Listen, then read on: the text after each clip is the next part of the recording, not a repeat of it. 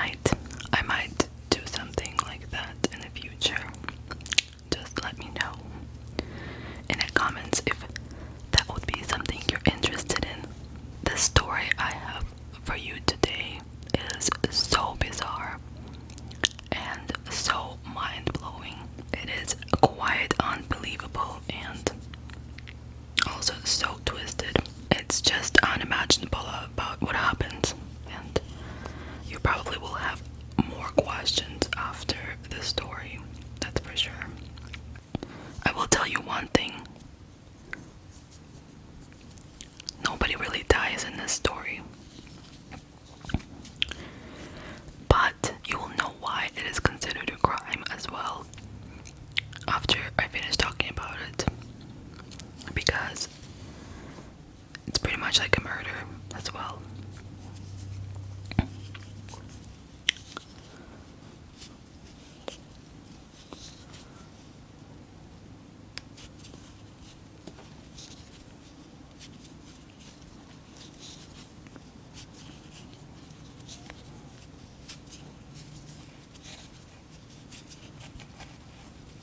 Also, let me mention that the main individuals' names have been changed because they are underage. So I will be talking about Mark and John, but this is not the real names, and they actually have never been revealed because these people were underage.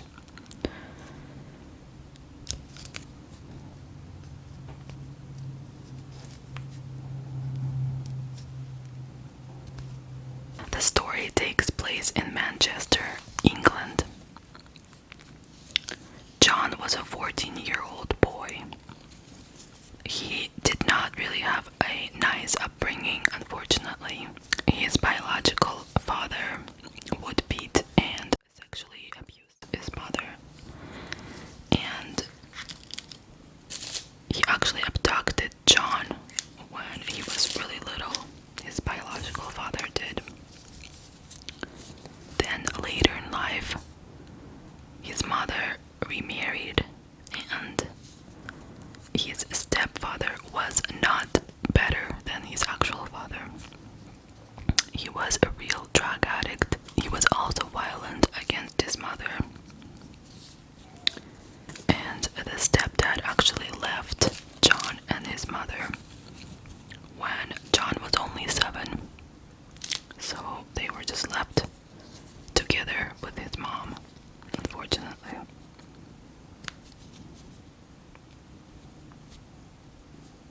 As a child, John would hear his mother cry at home. He was also tormented by bullies in school. And the bullies would torment him because they assumed that he was gay and would bully him because of that. They would call him names like Baki. Not sure if it's like a bad word in British English, but that's what they would call him.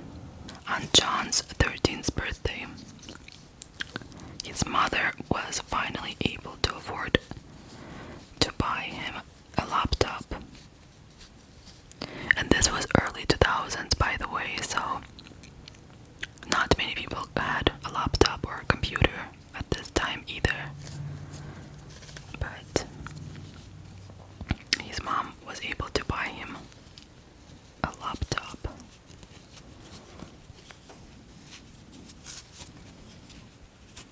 And this is when John was finally able to escape his real world and indulge himself in new world on the internet with new opportunities and new fantasies. John spent most of his time on MSN chat rooms. And this is where he met another boy, a 16-year-old Mark. And him and Mark would talk every day, and they both lived in Manchester in England. actually found out they lived not too far away from each other.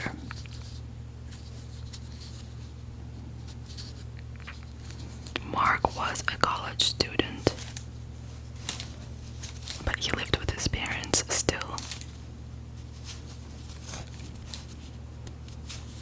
Mark was also working part-time at a restaurant. He was old enough to work already.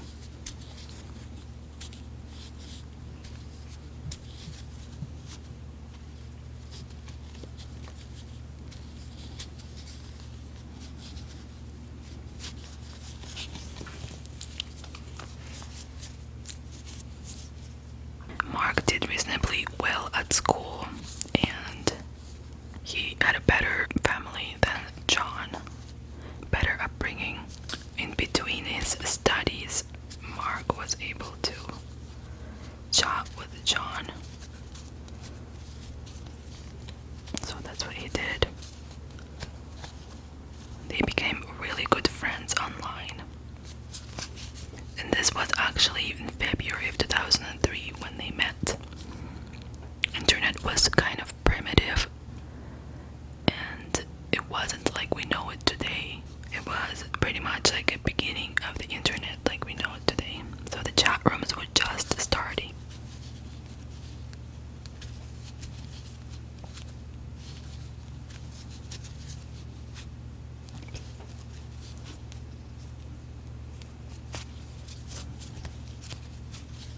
So the two boys actually talked regularly, and they became such best friends in real life that they actually met each other in real life. And their parents met each other too, to approve of their friendship because they were still kind of young. And the parents liked each other and liked that they were hanging out together.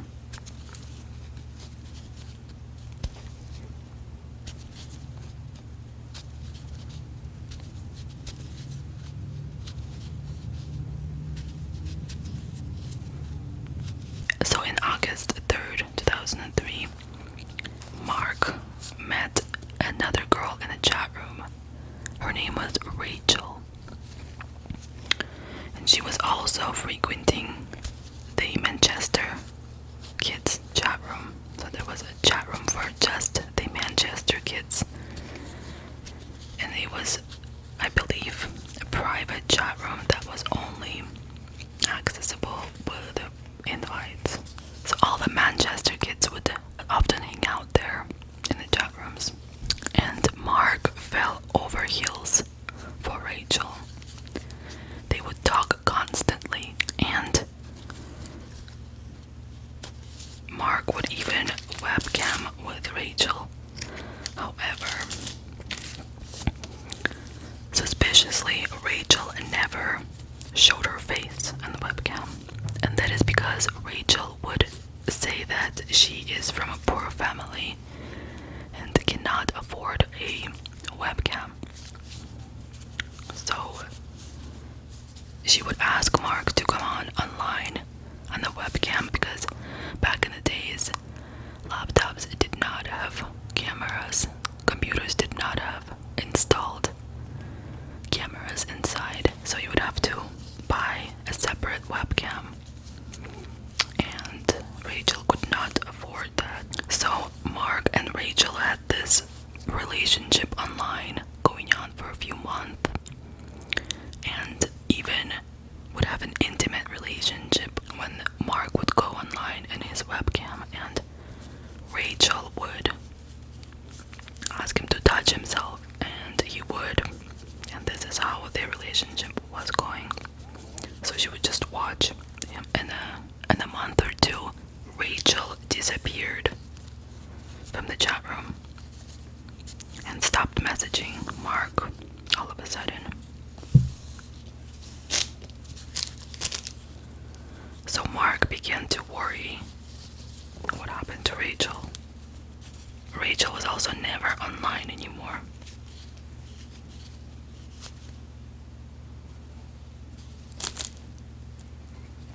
Then a week later, a guy named Kevin entered the chat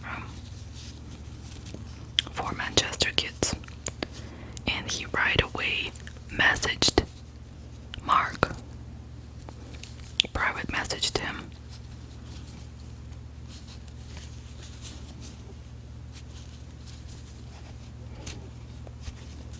And Kevin was saying to Mark that he actually kidnapped Rachel and has assaulted her.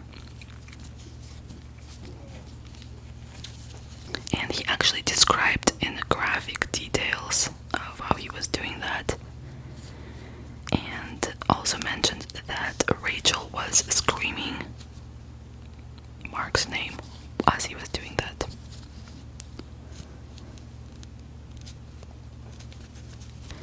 Kevin began to blackmail Mark, asking him to perform sexual acts on the webcam, or else he's gonna kill Rachel. So Mark was doing that as well, because he was scared that something might happen to her. And he was really in love with Rachel.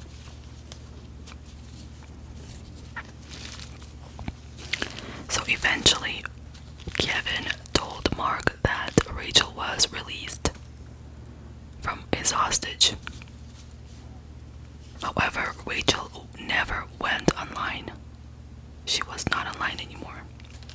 I did find some information that Mark at one point believed that Rachel was John's sister. I just found a little bit. Not sure. This is how they started talking with Rachel in the first place. Because he believed that it was John's sister. So, both Kevin and Rachel are now gone from the chat rooms. But suddenly, not too long after that, a woman named Janet Dobinson appeared in the Manchester Kids chat room. And the woman private messaged Mark and told him that she's 42 years old and began to flirt with Mark. And Mark was, I guess, so desperate he was flirting back with a 42-year-old woman, being 16. I don't know if I would want to flirt with somebody that age. So Janet only wrote in capital letters for some reason. And told Mark that he's actually the reason why she's in a chat room.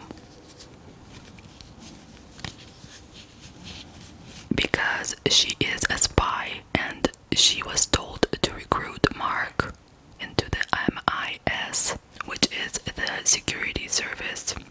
Over a few weeks, Janet communicated with Mark daily, and she managed to gain his trust.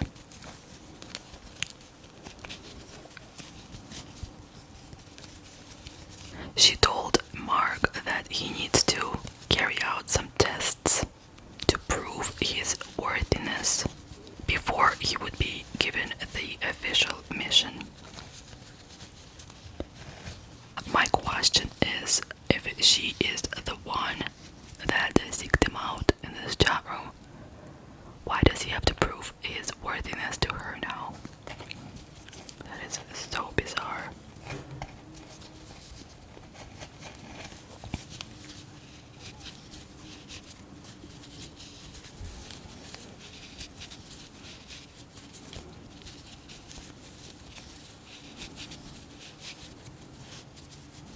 On one occasion, as one of the tests, Janet asked Mark to walk John to school and from school because his life was in danger. According to Janet, John was actually the single most important person in the whole country of United Kingdom because he knew a code to a secret safe that was hidden at the bottom of Atlantic Ocean. And only a few countries know about this. Janet a few times told Mark to call in an excuse for John and get him out of school, because if he stays in school that day, he might die because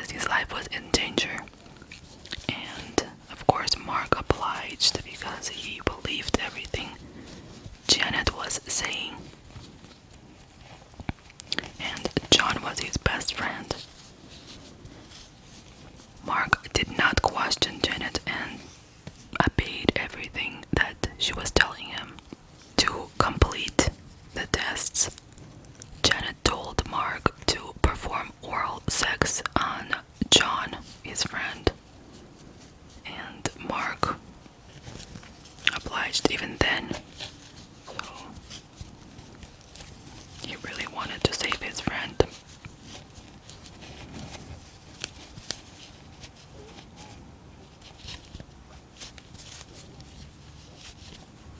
After this test was completed, another test was given to Mark, but this test was not by Janet anymore.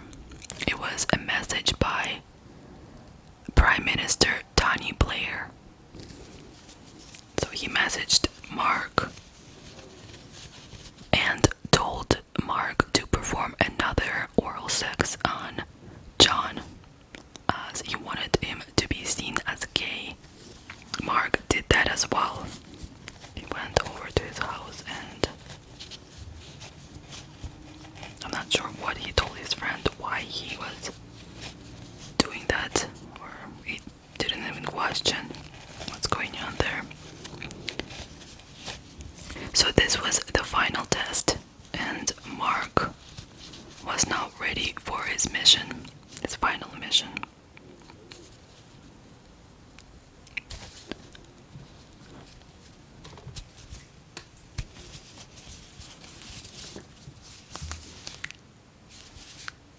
So the beginning of the conversation with Janet and Mark, after he completed all the tests, Janet asked him, "Could you stab someone?"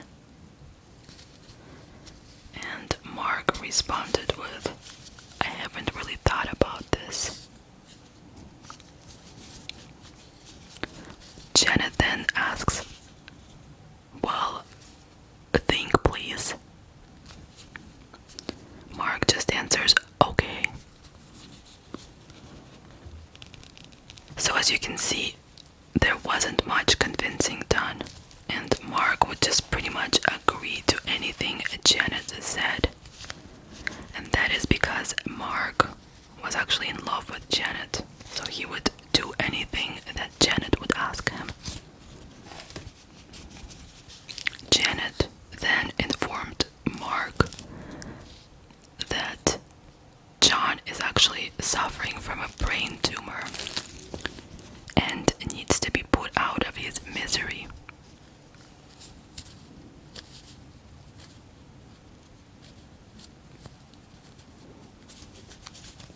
If Mark wouldn't be able to do this, then Janet, who is the main person in charge for national security, will get fired, and national security will be at risk.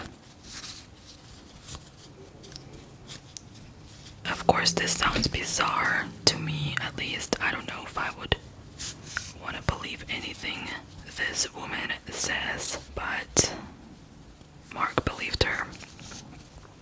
Mark later claimed that he actually was finding Janet suspicious and didn't believe Janet at first, but later he decided to go along with the stories because he was curious. So out of curiosity, he was just going along with this bizarre stories of Janet. So Janet lets Mark know that he has now become agent for the British Secret Intelligence Service, and even gave him his number, 47695. That's his number. So after Janet was talking to Mark, she told Mark to kill John, and Mark's response was, "You want me to kill him? Is that what you're asking me?" And she said yes. And then Mark asks, "You want me to just leave him to die? What should I say to him after killing him?" And Janet told Mark to stay with John while he's dying and tell him that he loves him, because that's his best friend, after all.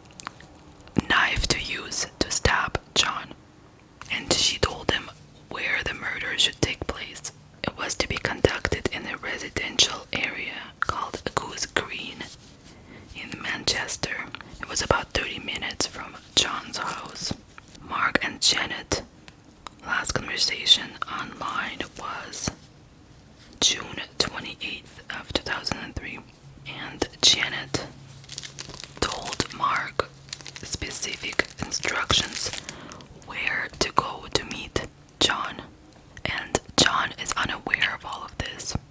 So Mark is told to meet John, just to hang out with him, take him to this alley in this residential neighborhood, and this is where the stabbing should take place. One more. And also Janet gave Mark a code, was 6969. If he sees this code, this number, anywhere before the mission is supposed to take place, then the mission should be aborted for some reason. And Janet was actually planning to meet with Mark after this. So after the stabbing takes place, Janet will come out and the Secret Service will come out as well with her. And they will thank Mark for his work.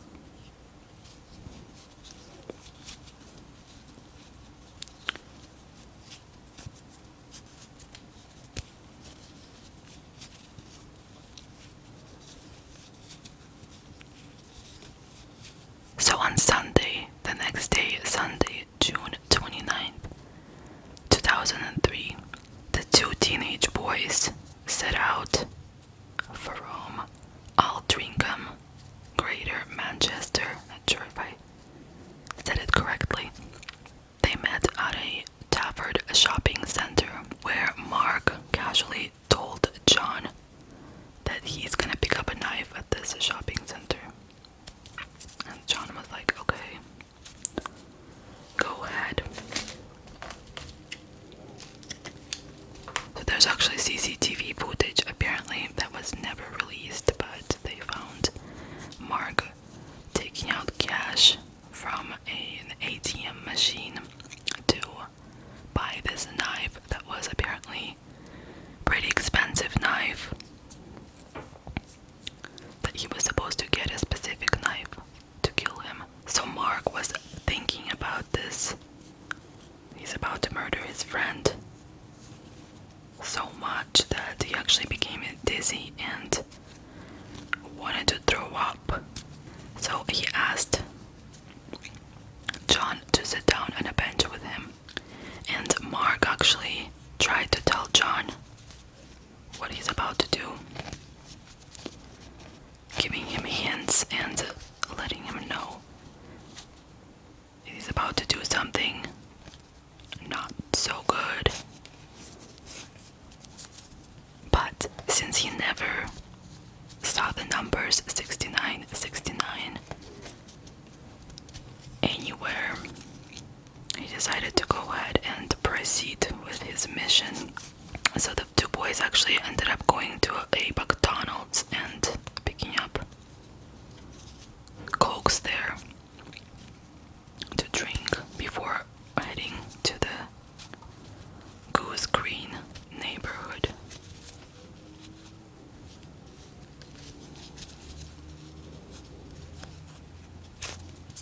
According to Mark, he said that he was not in control that day.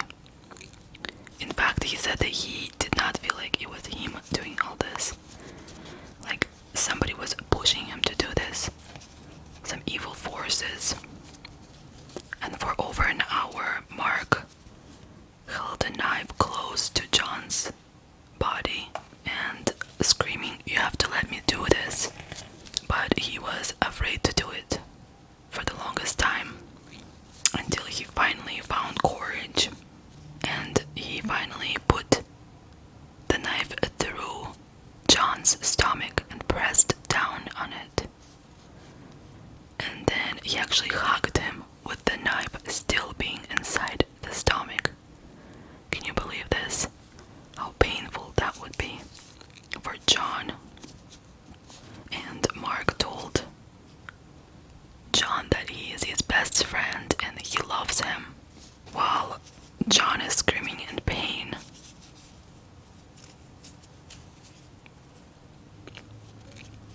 Mark said that he was determined to complete this this mission, and he felt like he was not in control at this point. He just wanted to complete the mission since he got so far with it.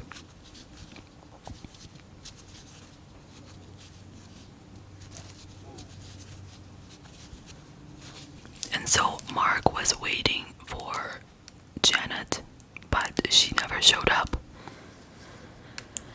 And as he was waiting, John lay there dying and screaming in pain. And so Mark decided to do the right thing and finally call the police. Shortly after 8 p.m. on June 29th, 2003, police received a phone call. Mark told police that his best friend was stabbed by an unknown attacker. And he told them the location, that it was in a deserted alley. So police and ambulance arrived a few moments later, and of course John was rushed to the hospital, and he was actually in critical condition at this point.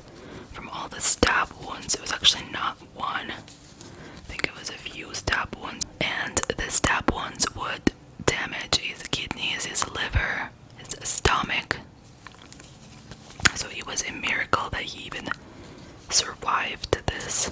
He was treated in the hospital and had a surgery and was getting better after a few weeks. However, Mark kept asking police about Janet. And police told Mark that they don't know who Janet is. And John, while laying in the hospital, he actually told police who was the attacker. He told police that he was stabbed by his own best friend, Mark.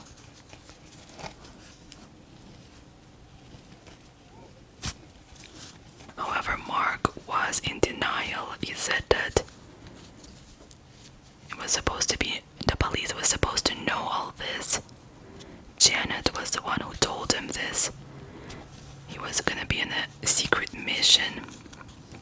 And the secret services are involved. She was supposed to notify police about everything. But the reason why Janet never arrived to the scene and police did not know about Janet is because Janet was not a real person, as you might have guessed already. But Rachel and Kevin were not real people either. And in fact, all 189 characters and people of Manchester Kids chat room, they were all not real people. So the chat room was actually private chat room, as I said before. And the private chat room was only entered with an invite. And actually the characters in this chat room and the people in this chat room were all created by John himself. Yep, John himself. The guy that was stabbed. All these people were controlled by John. He created a profile for all of them. He really worked on all of their characteristics. Everybody was different. This was found because police actually went to look through Mark's and John's computers after Mark told police about Janet, how he's been talking to Janet online in the chat rooms. And so the police was actually able to get their chat logs out, and they found everything. And this is when John decided to confess after they found the chat logs. And he actually told police that he did not have any bad intentions at first. He was just innocently going to the chat rooms and talking to people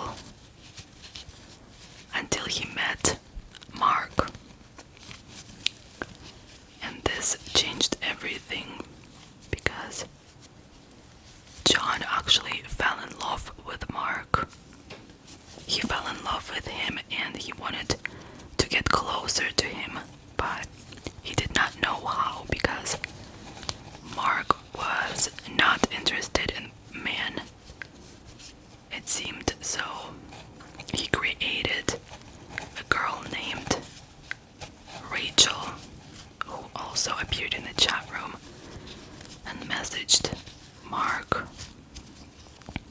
And John was able to get Mark to fall in love with Rachel.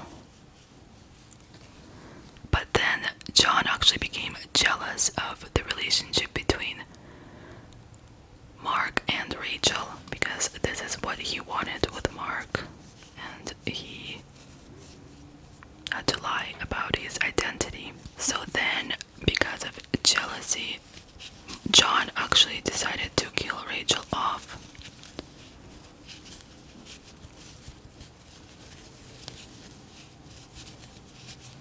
With a new character named Kevin. And according to John, he didn't think that Mark would be so gullible and believe that there's a Kevin guy and he was holding Rachel hostage. But when seeing that he believed everything that John was doing, he actually liked having control over Mark.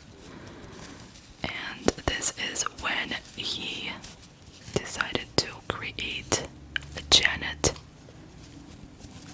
But there were other characters too in between that were not as important.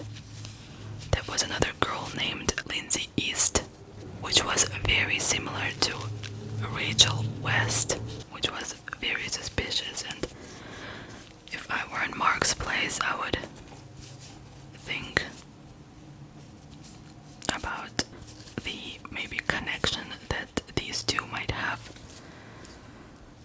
And then after creating Janet,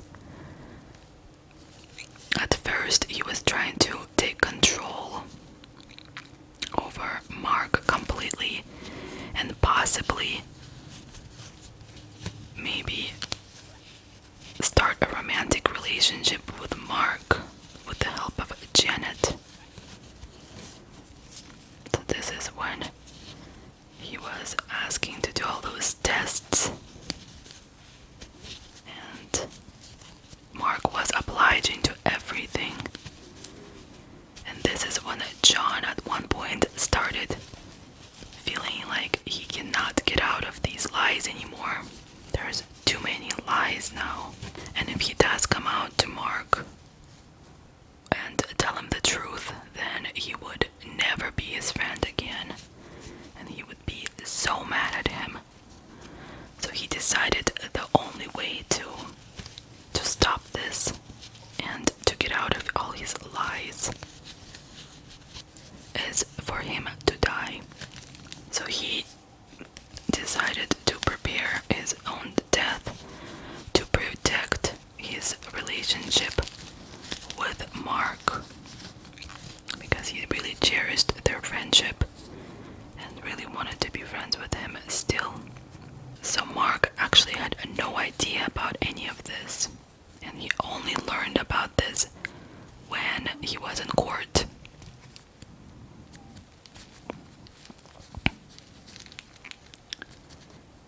This was new information for him. So it was said that Mark was apparently in shock when he found out about this, and he was standing with his mouth open in court, and he was just so in shock. He could not believe what he was hearing, that his own best friend betrayed him like that. And in the end, Mark was convicted of attempted murder.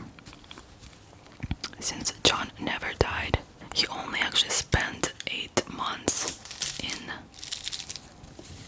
juvenile prison, and then he was given 2 months on probation.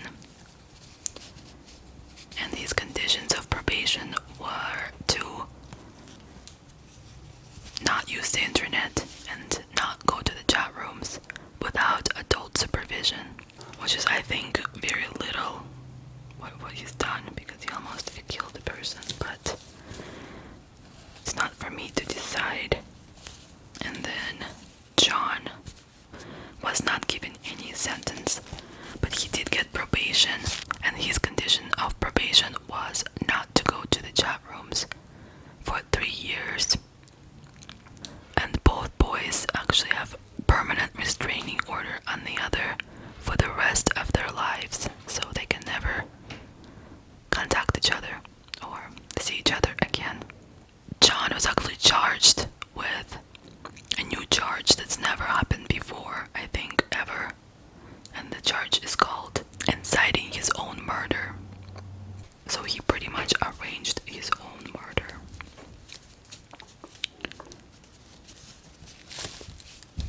And you cannot find any pictures of the cases, but you can find some information of the case online. I've tried to get the most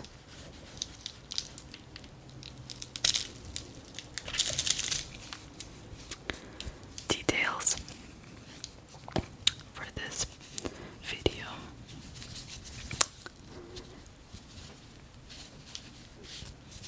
So that is the bizarre story of the boy who arranged his own murder. Well, thank you guys for watching, and I hope you find this story as bizarre as I thought it was. I mean, everything about the story